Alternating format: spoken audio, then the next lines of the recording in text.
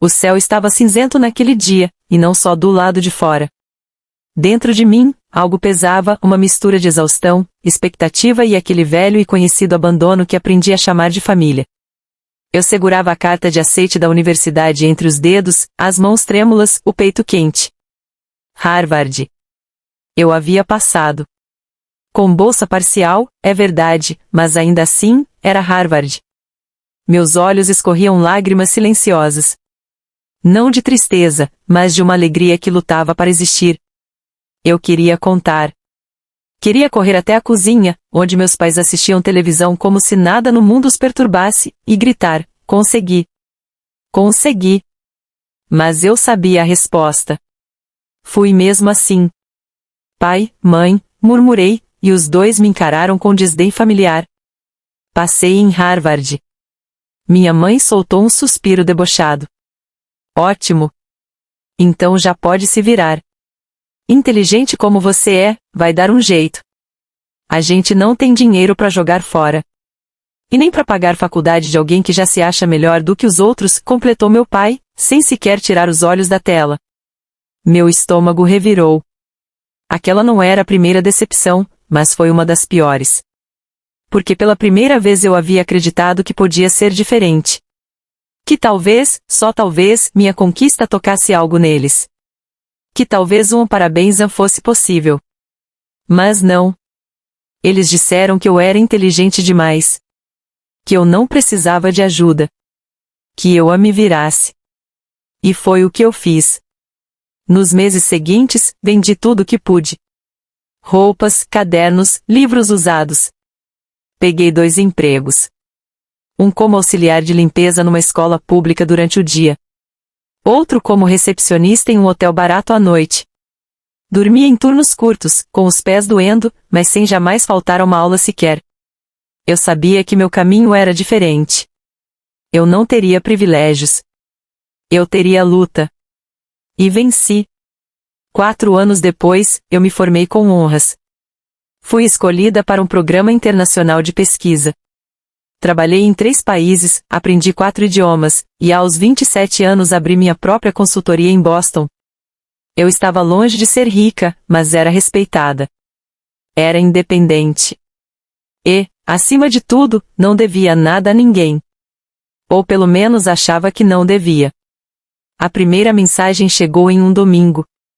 Precisamos conversar. É importante. Mamãe? Ignorei. Ela raramente falava comigo. Quando falava, era para pedir algo ou fazer acusações veladas. Mas dias depois, vieram mais. Seu sobrinho foi aceito no MIT. É a chance da vida dele. E você tem condições de ajudar. Você sempre se gabou de ser generosa. Prove agora. Eu li tudo em silêncio. Não respondi. Eles não pagaram sequer um centavo da minha faculdade. Me humilharam por anos. Agora queriam que eu bancasse outra pessoa? Um adolescente que nunca sequer me ligou para perguntar se eu estava viva? Quando finalmente liguei para dizer não, minha mãe perdeu o controle. Ingrata! Gritou, com a voz cheia de ódio. Você devia se sentir honrada por poder ajudar sua família. É sangue do seu sangue. E quando eu precisei? Quando vocês me deixaram sozinha lavando o chão para conseguir estudar, onde estava essa honra? Você sempre foi egoísta. Esbravejou. Sempre pensou só em você. Desliguei antes que ela terminasse. E achei que aquilo fosse o fim. Mas eu estava enganada. 2 semanas depois, às 7h43 da manhã, bateram na minha porta. Polícia. Senhora Isabela Ferreira? Assenti, ainda de camisola, o coração disparado. A senhora está sendo acusada formalmente de roubo e apropriação indébita. Temos um mandado de busca e apreensão. A partir daquele instante, minha vida começou a ruir. O corredor do meu prédio parecia mais estreito naquela manhã. Cada passo ecoava como um julgamento. Eu não entendia. Como alguém podia me acusar de roubo? E mais, quem? Por quê? Os policiais não estavam agressivos, mas frios, profissionais treinados para não demonstrar emoção. Entraram na minha casa como se tudo ali fosse suspeito, meu computador, minha agenda, meus documentos. Uma policial mais nova vasculhou até a gaveta de meias. Outra abriu o armário e revirou minhas roupas íntimas. Tudo parecia um pesadelo sem lógica. Eu exijo saber do que estou sendo acusada. Implorei, mas o único que respondeu foi um dos agentes mais velhos, com olhos impassíveis. Você foi denunciada por desviar fundos de uma conta familiar, no valor de $183 mil. Há registros de transferências vinculadas ao seu nome. Travei. Isso é impossível. Esperamos que seja, Sra. Isabela. Mas, por enquanto, vamos levá-la para prestar depoimento. Fui escoltada até a viatura. Descalça. Com o cabelo desgrenhado. Um dos meus vizinhos, o Sr. Takeda, olhou pela fresta da porta. A filha dele também, e segurava o celular na mão. Talvez estivesse gravando. No caminho, tentei racionalizar. Havia um engano. Eu nunca tive acesso a nenhuma conta familiar. Meus pais nunca dividiram nada comigo. Então por quê? Foi quando caiu a ficha. Meu pai. Meu irmão. Meu sobrinho. A conta podia ter sido aberta em nome de Isabela Ferreira, e isso, tecnicamente, podia ser meu nome. Mas eles sabiam que existia outra mulher com o mesmo nome na família. Minha prima distante. Estudou comigo por 2 anos e depois sumiu. Se usaram isso? Se falsificaram documentos? Ou pior, se alguém manipulou meu nome e meu CPF? Eles tinham acesso a isso. E tinham motivos. Na delegacia, fiquei mais de 6 horas sendo interrogada. A delegada responsável, uma mulher dura, que parecia desconfiar de mim desde o primeiro olhar, foi clara. Há 5 transferências para a conta do seu irmão, 3 para a de seus pais, e outras 2 que foram resgatadas em dinheiro vivo. Tudo dentro do mesmo período de 3 meses. E todas a partir de uma conta em seu nome. Eu nunca fiz essas transferências, repeti. Então alguém usou sua identidade. É a única explicação. Mas por que fariam isso? Suspirei fundo. Vingança. Ela arqueou a sobrancelha, como se estivesse ouvindo uma desculpa comum. Tentei explicar. Contei toda a história, do abandono, da negação da faculdade, da recente chantagem emocional envolvendo meu sobrinho. Contei tudo. E ao final, a delegada apenas disse: vamos investigar. Fui liberada no fim do dia, mas a dor já estava feita. O rumor se espalhou. No dia seguinte, recebi um e-mail do meu maior cliente, suspendendo o contrato até que a situação fosse esclarecida. Depois, outro. E outro. Em menos de uma semana, perdi 80% da minha receita. Meu telefone tocava sem parar, jornalistas, colegas, conhecidos fingindo preocupação só para arrancar mais informações. E minha família? Silêncio. Até que, numa madrugada insone, meu celular vibrou. Era uma mensagem. Do meu irmão. Foi só uma lição. Você podia ter evitado isso. Era só pagar a faculdade do meu filho. Minhas mãos tremiam. A raiva explodia no peito como um motor queimando sem freio. Eles tinham feito aquilo. Usado minha identidade. Criado uma farsa judicial. Destruído minha reputação. E agora, diziam que era só uma lição. Aquela noite, deitada no chão da sala, sem conseguir dormir, tomei minha decisão. Eu não ia chorar. Não ia fugir. E, principalmente, não ia deixar barato. Eu ia virar o jogo. Mas, para isso, eu teria que voltar ao lugar que mais odiei na vida, a casa dos meus pais. Voltar àquela casa foi como atravessar um campo minado, mas com os olhos abertos. Eu sabia exatamente o que esperar: falsidade, fingimento, desprezo disfarçado de sorrisos. Só não sabia até onde eles seriam capazes de ir. Cheguei sem avisar. Toquei a campainha com a mesma mão que um dia limpou o banheiro para pagar cada centavo da minha graduação.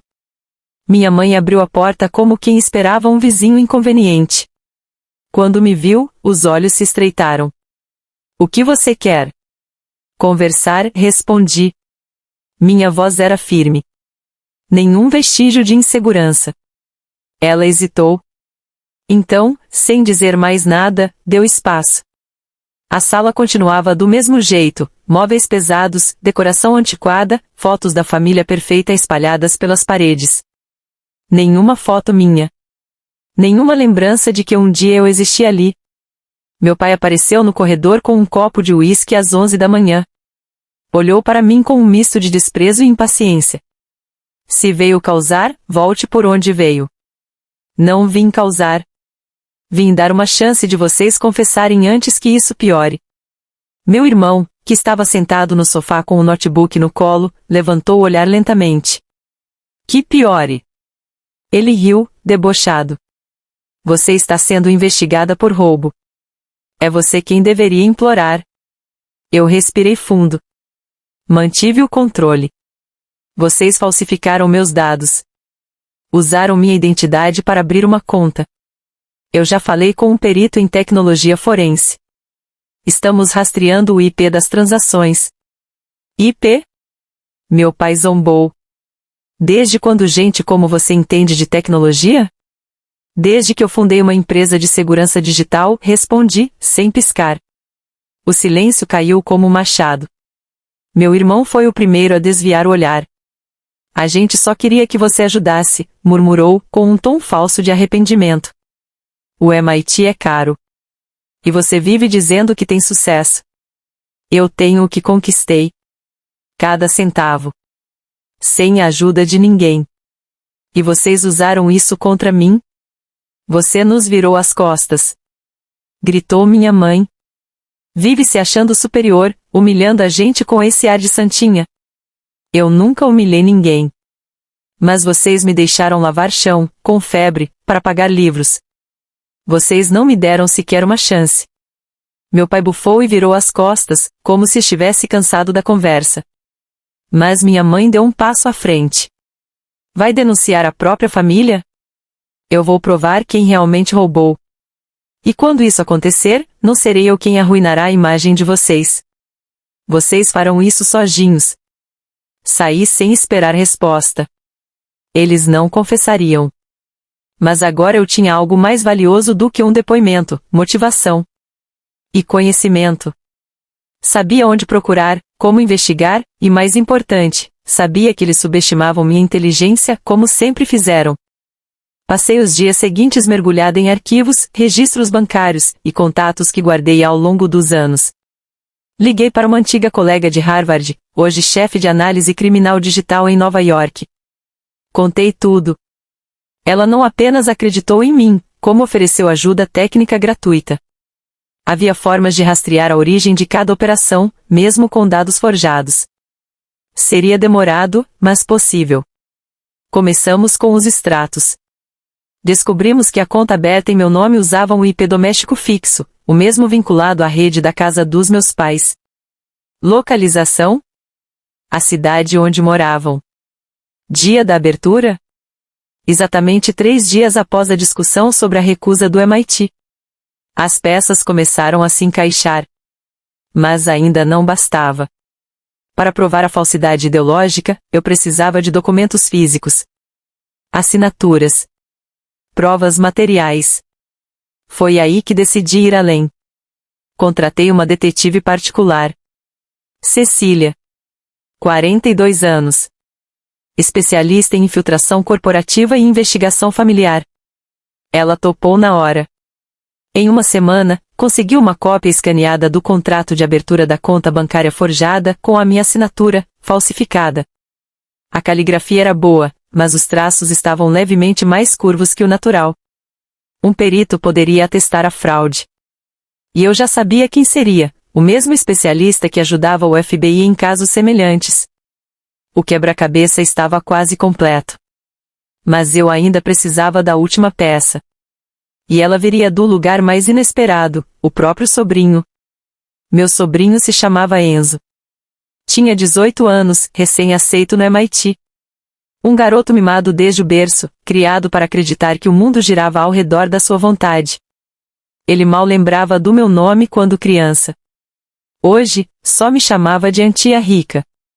foi justamente esse desprezo disfarçado de afeto que eu usei a meu favor. Mandei uma mensagem direta, sem sentimentalismo. Enzo, se quiser manter sua vaga no MIT, me encontre amanhã às 10 horas, na Praça Central. Venha sozinho. Não é uma ameaça. É um aviso. Ele respondeu com um emoji de interrogação. E, no dia seguinte, apareceu usando uma camiseta cara, um tênis de marca e aquele ar de superioridade herdado da família.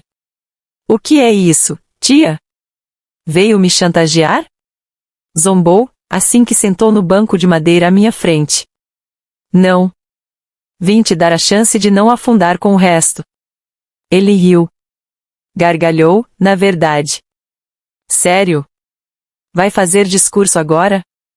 Você só ficou famosa porque ninguém esperava que a faxineira da escola fosse tão nerd. Mas no fundo, você ainda é aquilo, a estranha da família. Respirei fundo. Era isso. O mesmo veneno, reciclado. Enzo, a conta usada para roubar está vinculada ao IP da casa dos seus pais. O computador usado é o modelo da marca que só foi vendida aqui por 3 meses, e sua mãe comprou um na mesma semana, segundo o cadastro da loja. A assinatura no documento é falsa, e um dos nomes de beneficiário é você. Ele arregalou os olhos. Aquilo o desarmou. Como você. Investigação digital. Conexões. E gente que me respeita, ao contrário da sua família. Não vim aqui para destruir você. Vim para te dar uma escolha, ou você confirma que não participei de nada disso e que tudo foi articulado pelo seu pai e pelos meus pais, ou eu incluo seu nome no processo. E sim, você perderá sua vaga no MIT. Ele baixou a cabeça. Eu não sabia que seria tão grave. Meu pai disse que era só para te assustar. Disse que ninguém ia realmente te prender. Ninguém planeja destruir alguém por acidente, Enzo. Vocês sabiam exatamente o que estavam fazendo. O silêncio que veio depois durou quase 3 minutos. Eu contei cada segundo olhando diretamente para ele, sem piscar. Até que ele quebrou. Se eu falar, o que você ganha? Justiça. E a consciência limpa de saber que fiz por mim o que vocês nunca fizeram, lutei até o fim. Ele balançou a cabeça. Suspirou. E, pela primeira vez, falou com sinceridade. Eles falsificaram tudo. O documento, a conta. Meu pai pegou dados seus de um processo antigo da Receita. Disse que seria fácil. Minha avó sabia. E apoiou. Disseram que você merecia uma lição por ser ingrata. Anotei tudo. Gravei. Com autorização verbal dele. Sabia que era o suficiente para abrir o processo por falsidade ideológica, uso indevido de identidade, apropriação indevida e associação criminosa. Na semana seguinte, protocolei tudo com meu advogado. Não foi fácil. Houve audiência, retratação pública, perícia oficial, ameaças anônimas por telefone, e tentativas desesperadas da minha mãe de me convencer a desistir. Ela chegou a aparecer no meu prédio, ajoelhada na portaria, gritando que estava doente, que ninguém destrói a própria mãe. Mas eu não destruí ninguém. Eu apenas devolvi o que me tiraram. No fim, meu pai foi condenado a 2 anos em regime semiaberto por fraude bancária e falsidade documental. Meu irmão teve que vender o carro para pagar os advogados. E minha mãe perdeu o que mais valorizava, a reputação. O bairro inteiro ficou sabendo. Ninguém mais olhava para eles como antes. E eu? Eu fiquei em silêncio. Não dei entrevista. Não postei nada nas redes.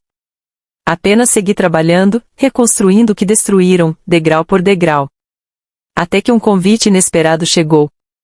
O convite veio por e-mail. Assunto: palestrante principal, conferência de ciberética em Cambridge. Achei que fosse engano, li 3 vezes antes de acreditar. Mas era real, meu nome estava ali, como destaque. Eles queriam que eu abrisse o maior congresso internacional sobre segurança digital e ética corporativa. O motivo? O processo judicial que movi e venci se tornará referência para universidades e organizações internacionais.